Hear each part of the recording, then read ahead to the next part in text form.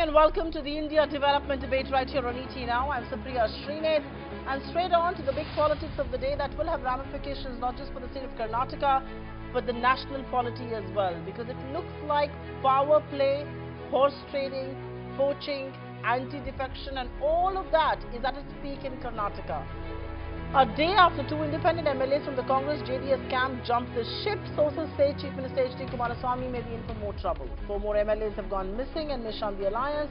Karnataka Chief Minister is putting up a brave front. Chances of more defection are fairly strong. Congress will conduct a head count for MLAs on Friday. But the reality is that we are perhaps seeing the worst of Indian polity. The BJP has holed up its MLAs in Gurugram. Is this such a huge power play, a power tussle, and what will this mean for politics ahead of 2019? Let's take this across to 4 very special gentlemen who are joining us right here on the show. Vivek Reddy, spokesperson of the BJP, Nivedita Talva, General Secretary and spokesperson of the Congress Party, Professor Chandan Gowda, Azim Premji University, and Sanjeev Srivastava, political commentator. Thank you very much, each one of you, for joining us. And Professor Devagowda, if I may start with you. Defection, horse trading, poaching, all of this is being used in Karnataka right now. This is what the narrative in Karnataka polity is. Who do you blame for the current situation as we speak?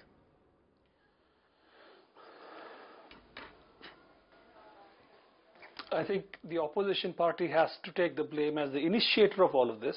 If you recall, even when the election results came in May, the BJP's leader Yediyurappa was invited to be the chief minister when they didn't have the numbers, and the confidence was that they would be able to somehow get the Congress and JDS MLAs to resign and be able to show their strength on the floor that way. That didn't succeed, as we know. But ever since the coalition government formally, took over, not a day has been without some news or the other about attempts to destabilize the coalition. The local media are completely, from morning till evening, focusing on every little comment to give it that, to see instability in it. It's been a very unfortunate media, culture that we've had to deal with all these years, all these months. But the BJP definitely has to take the blame. Even allowing for, dissent within the coalition, etc. If the opposition party was responsible, they should let them stay as internal affairs of the coalition and not interfere. But we have seen interference on a daily, hourly basis. Very, very sad for the evolution of democratic culture in the country. So, evolution of democratic culture is something that I intend to speak, and we will put the spotlight on that because this is coming too close to elections and we can't not discuss about some of the cultures that have creeped into Indian politics. But Sanjeev Srivastava, Professor Gowda right there says that there is too much that's, too much interference that's happening. There is too much nitpicking. From the day this alliance came to power, there have been efforts to unsettle it. But the question that I also want to ask you is this the worst of power play we've seen? And is this all back to 2008? I remember when, this sort of poaching was happening. It's almost, it almost smacks of a culture where elected representatives are up for wholesale.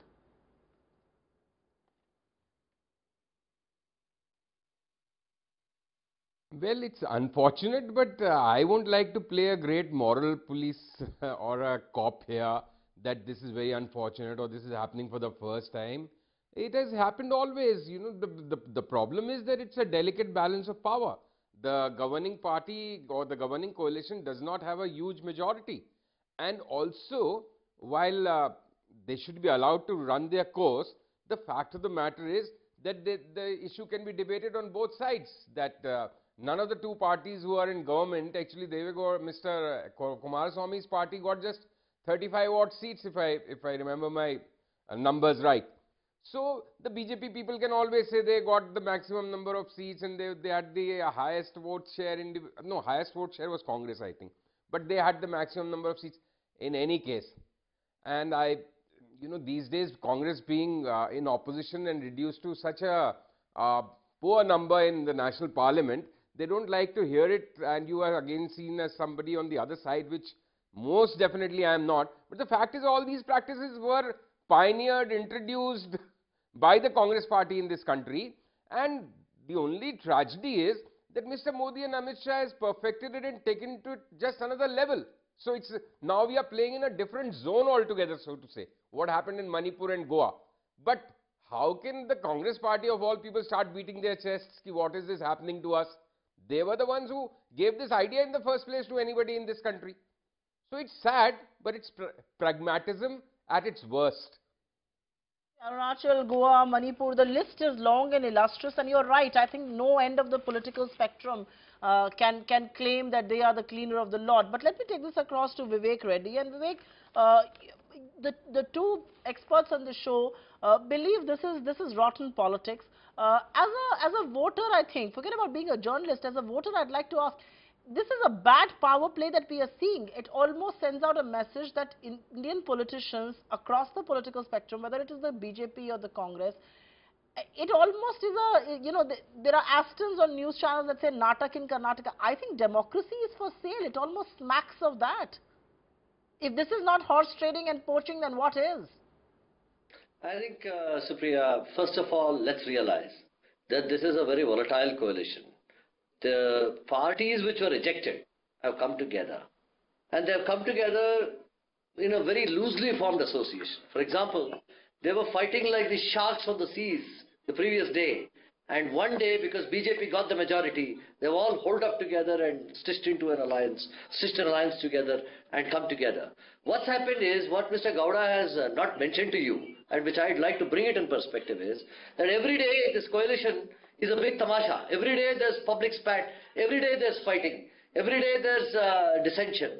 And this has been the hallmarks of this coalition since the past 7.5 months. So, having been fed up with that, some MLAs have gotten out of the coalition. So it's up to them to hold on to their members. If this is a loosely formed coalition, which is very volatile, my question is, why don't you hold them together? If you can't hold them together and every day you are fighting, this is the quality of governance you can give to the people of Karnataka. I think I'm very sorry. You should close this coalition. If your pure intention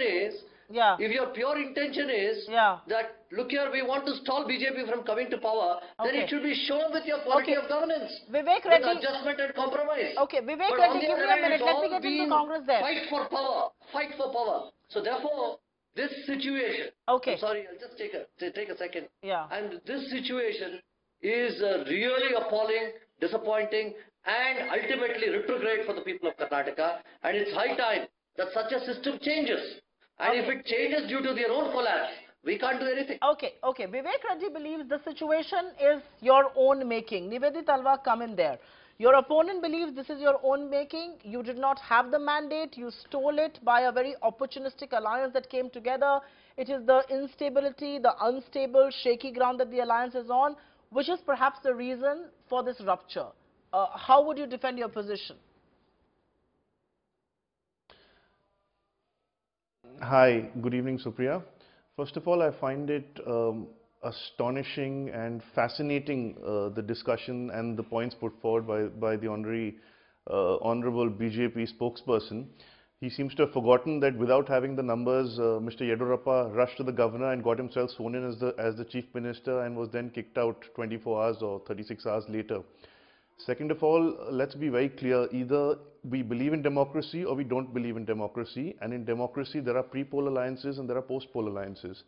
The post-poll alliance came together, the JDS and the Congress, and we put forward a common minimum program, and we are running the government on the basis of that. Having talked about coalition and how we are running this coalition, I don't think we need any preaching from the BJP. We have seen what they did in Jammu and Kashmir, we have seen what they did in the entire Northeast, and we've seen what they've done across the state, across the rest of the country. So we don't need any preaching. The last 3-4 days has been a very clear picture which has now emerged. First, they said there is no Operation Kamala. One day later, a Maharashtra minister says first phase of Operation Kamala is successful. They have been putting every ounce of money power, of brazenness, and more importantly, of showing sheer, complete desperation to get power at any cost.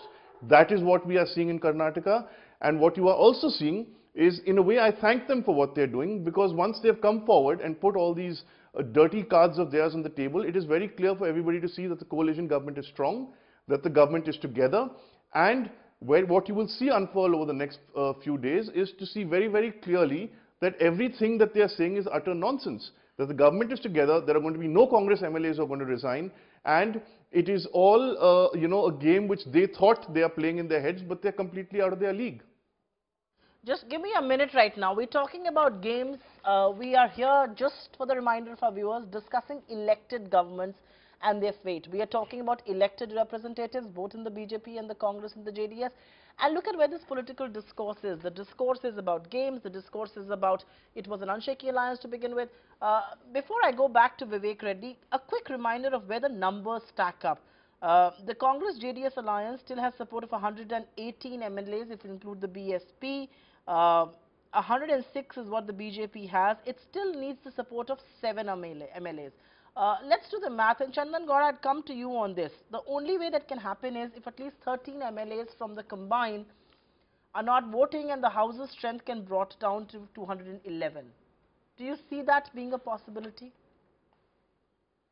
Yes. It doesn't seem to be a possibility as of now. It seemed like a remote possibility 2 days ago, but the Congress MLAs who were supposed to be, throwing their lot behind the BJP have come out. The ones who are in Goa have said they're not interested in leaving the party, which is an important sign that the BJP's attempt is not going to succeed that easily. And the Chief Minister Kumaraswamy, he has seemed very comfortable that his government is secure, and he wouldn't have seemed like that if it was not backed by some serious evidence of keeping the coalition together. I don't see it as happening as of today. I don't know how things will pan out over the next 2 or 3 days. It remains to be seen. But can I say something about what Mr. Srivastava said about the coalition, about saying the JDS had only 37 seats, so who are they to want to stay in the government, etc. I think this entire discussion presumes one single party, ruling party, taking reins of the government for all 5 years. I really think, given the diversity of interests in India, a coalition government is perhaps the more natural kind of arrangement. But it's true, as Vivek Reddy said, there have been problems in the way the coalition has been managed in Karnataka. But I see these as problems that are inevitable in a political system that is not used to seeing a coalition work. But it's just a question of fine-tuning a procedure, which we'll need to see more and more in the coming days. I wouldn't regret it as a sign of some instability may be good for the evolution of a better system to come. And I think it's time we start recognizing that 37 MLAs are actually 1/6 of the total strength of the House, and they represent 2 big regions of the state. So it's not a small number in that sense, and each MLA is important. And I think unless we recognize that, things like buying them off, with offers of money, will seem like doable things. No, I think absolutely. each MLA has to be respected, right? Yes. Right. Chandan Gaur, give me a minute. I want to go back to Vivek Reddy. And Vivek Reddy, is it a repeat of money-back politics? The kind where money is thrown, the kind where democracy is thwarted, the kind where, the kind of politics that one thought the BJP wouldn't indulge in. Why is Karnataka so crucial? Why can't you just stay out of power, get through another election, come back? Why topple a democratically elected government? I mean, they are now in power. They have got together, formed this coalition. Why this desperate attempt? Because there are murmurs in the corridor of power that Karnataka is the BJP's toll gate in the south, and you somehow are desperate to get your foot at least in the ruling benches there. Well, one thing is, Supriya, I think rather than blame the BJP, that's been the effort of the Congress and the Congress spokesperson. And in any case, that's how they defend themselves. I mean, there is nothing wrong. That's how throwing the blame on the other side is the basic equation under which the political parties proceed. But the point is this. The issue is this. How did this whole controversy erupt? The controversy erupted because the coalition undertook ministerial expansion. On the ministerial expansion, several people who expected themselves to be ministers, they walked away. So it was a problem of power centers and ego. And this power centers and ego could not be reconciled over the days. From December 22nd till now, the coalition has been unable to steady the rocking boat. And the MLAs, they walked out, they hold themselves in Mumbai, and that's how the whole thing is panning out. So, my question is, why are you blaming the BJP for this? Did we conduct this ministerial expansion? Were we responsible for whom you pick? So this is the problem here.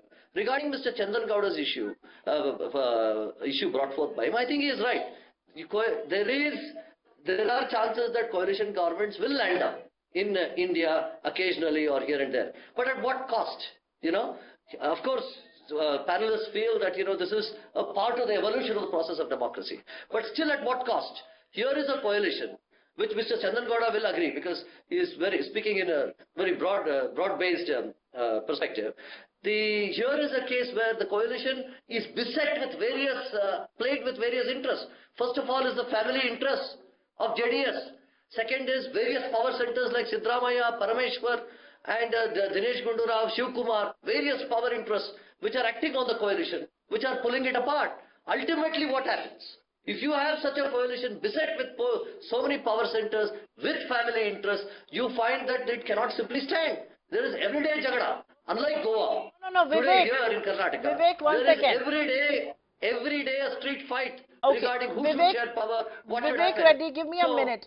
Let me take your point forward with Nivedita Talwar.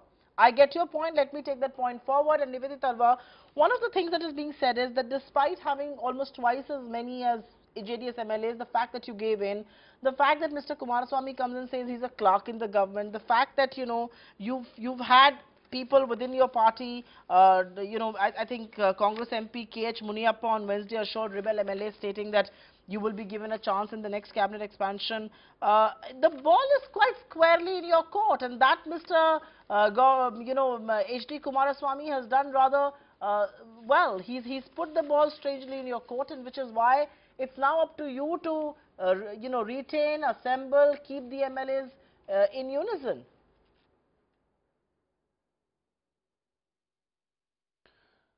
First of all, let's be very clear, that whole clerk remark, on more than one occasion, the Honorable Chief Minister has clarified that that's not what he said. That was what was insinuated and what was said by the Honorable Prime Minister, and we all know his record for speaking the truth, so let's not go down that road. Having said that, it's amazing how the BJP loves to muddy the waters, because it is they who every week over here, those who have been following politics in Karnataka and have been following the news, every week have been setting new deadlines, saying 2 days the government's going to fall.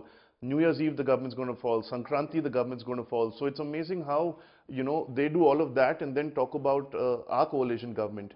Our coalition government, yes, it was a post-poll alliance which came together, and there were initial hiccups, but the fact is that Honorable H.D. Kumaraswamy is our Chief Minister today, and he's running the government, and we have no such issues whatsoever. In fact, what I'd like to ask the BJP is this. I mean, it's amazing talking about corruption and stuff like that. Who's paying the bill for the resort in Gurugram where they're spending over 40-50 lakhs a day, and all of them seem to be having the time of their lives when when majority of the state is under drought? There is discussions on the budget going on here, and the honorable leader of the opposition, who calls himself a farmer's leader, instead of sitting in Karnataka and raising farmer issues, is partying and holidaying in Gurgaon. I mean, do they have no responsibility? Is just the lust and the greed and the hunger for power so desperate that everything else goes to the wind, that they have absolutely, even an opposition has a responsibility in this country? Do they not know democratic values? And as for parties coming together in numbers, let's be very clear. Either we believe in democracy or we not. If we believe in democracy, any parties can come together and form a government. That is the rule of the day. That is the rule that it is. I mean, if you want to discuss politics, how did the PDP and the BJP come together in Kashmir? Absolutely. Should we discuss that? No. How the AGP has walked out of the BJP government last week and Assam, saying that they're incapable of running of government. And at least, let's be clear, these are two parties. No, one second. These are two parties who are the majority stakeholders. We have not formed a government where we have 2 seats or 3 seats and pretend that, we have brought the whole government together as they have done in a majority of the states. No, Nivedit, I'm with you on this. As far as post-poll unholy alliances are concerned, the map is checkered on both sides, Vivek. You were in bed with PDP, AGP in Assam. What are we talking about? You've had certain very unholy coalition governments as well. So let's not get into coalition politics right now, but I want to get into the anti-defection law politics, and I want to take this across to Sanjeev Srivastava. And Sanjeev, in a lot of ways, is anti-defection law in India really the faulty law? Is it effective in being ineffective? And has it completely failed in preventing the dirty underbelly of politics keeps coming to fore every now and then? And is there a review and rethink of the law that's required?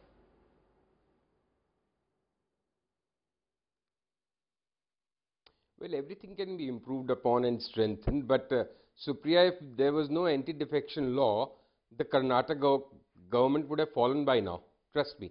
The problem which Karnataka MLAs, those who want to jump ship and get power on the other side, their problem is that they will have to resign their seats and then contest elections, and whether they will win those elections as people who deserted their original party, as people who will be publicly flaunting their opportunism and lust for power, that is what is preventing them from jumping ship.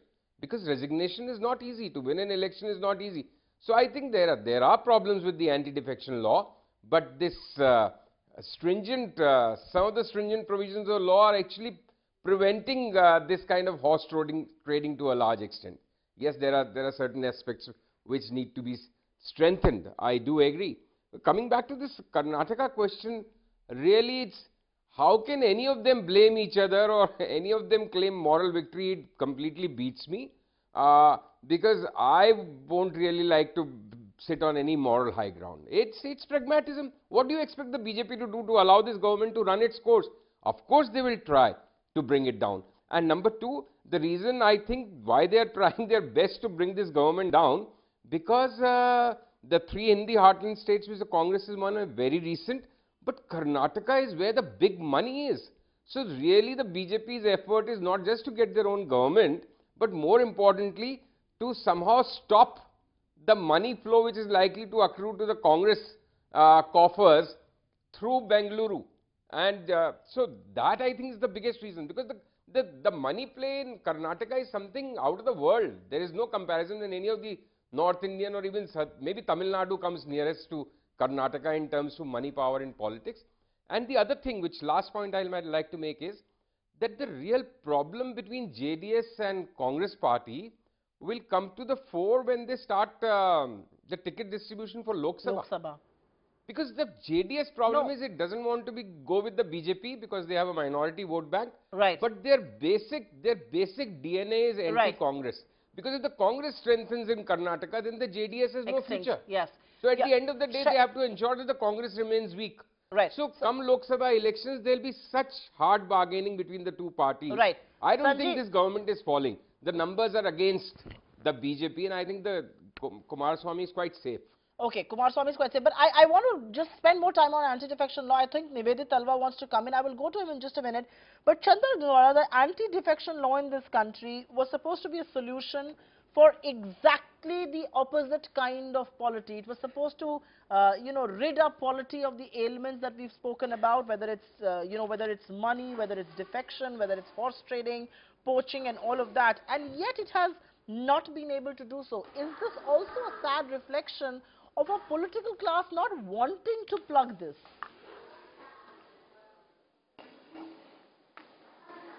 Yes, Supriya, the anti-defection law on paper seems fine enough, but what it did not anticipate is what we see in front right now.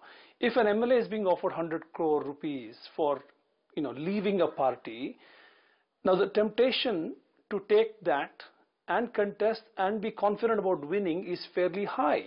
Now, when the anti-defection law was passed, I don't think anyone imagined this volume of money to play a factor in the Indian politics today. So I think, the law may have to be thought through, revisited again. But the fact remains that this kind of money power, acquiring an importance in Indian election management has really upset the conventional sense of what an election is, what remaining in a party is, all of these things. And unfortunately, the casualty of this sort of opportunism, rank opportunism, is demoralization. And I think there is an erosion of trust in democracy, and these are very, very serious losses. And we have to keep principles of democracy in mind. Srivastava is trying to give us real political reasons as to why the BJP may want to bring this party down. Fine. But principles ought to matter. At any given point of time, any party will want to be in power, but that doesn't mean they can do whatever they want to be in power. And that's why you have to wait 5 years, wait your turn, and approach the electorate again. That's in theory. But in practice, you may want to topple the government all through, which is for me, unacceptable, whatever may be the compulsion. Okay. Let me take this across to Nivedit Talva. I think he wanted to come in very quickly. Nivedit, make your point before I can move on and get closing comments from the channel, from the panel. Yeah, sure. No, I think all of this started off, the desperation started off in Karnataka with the losses in the three heartland states up north.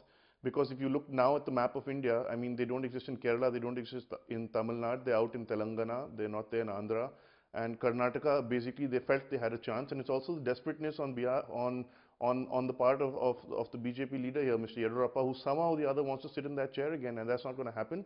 We are very clear that we have all our MLAs intact. There will be no resignations.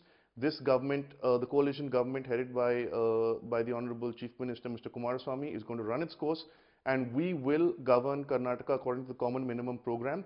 And I'd also like to clarify, again, it's amazing how everybody who's not part of the coalition or is not part of these parties has, a lot to say about what all is wrong with it. They're already saying there are going to be problems with seat distribution for Lok Sabha. They say there are problems for ministerships. That is all in the media, okay? We do not go by what is in the media because we all know how that is controlled and who controls a lot of that. So we're not even going to go down that road. There are no problems, there are going to be no resignations, and this government is going to rule for 5 years. Okay, quick last few questions. And Vivek Reddy, can you afford optics of the kind that are coming out of Karnataka? I mean, a 10-year-old will be able to tell you that obviously what is being thrown at is money power. Obviously what is happening in this poaching is not idealism. People are not because of the ideology willing to quit the JDS and the Congress and want to switch ship. It is happening because there's dirty money at stake. Can BJP afford that before a general election? You were supposed to be a party with a difference. Has that party changed so much? I think Nivedit has very eloquently spoken about principles and idealism. First of all, a rejected party take on power. I know it is the numbers, but still, if it is idealism and principles, why should a party which is rejected wholesale by 5/6 of the mandate, people's mandate, and they hold only 1/6 of the mandate, why should such a party ever come and come to form power? Is that idealism? Is that principles? Or is that some lofty opportunism? So that's the question that is here. But coming into the larger issue, I think when the coalition falls, there are two stages, Supriya. If the coalition falls by itself, you can't expect the other party to just stand by and say, all right, let's go for a fresh election. When it falls by itself, due to its inherent dissensions and inherent frictions, then it is proper for the other formation to ensure that there is no recurrence of election and some stable majority is stitched in by virtue of the dissensions that is there in the other party. So this has to go on. This is a process of democracy, and so long as it is without any form of contamination, if they cannot keep their house in order, I don't think they can simply blame us, and they can say that we are paying money and we are trying to lure the MLAs. That's wrong. Okay. Absolutely One last wrong. question. One last question. I'll come in there. Sanjeev Srivastava, will let you have a quick last word. And basic connotations of national politics from here, if I may. It wasn't coincidental that this was going on, and a blog came in from Mr. Jaitley who talked about, the decisive government vis-a-vis a fractured mandate, what a Gathbandhan can do. In some ways, the BJP also trying to convey here that a Gathbandhan or a coalition is doomed for failure, and we can perhaps draw national lessons out of this, or am I reading too much into the situation just yet?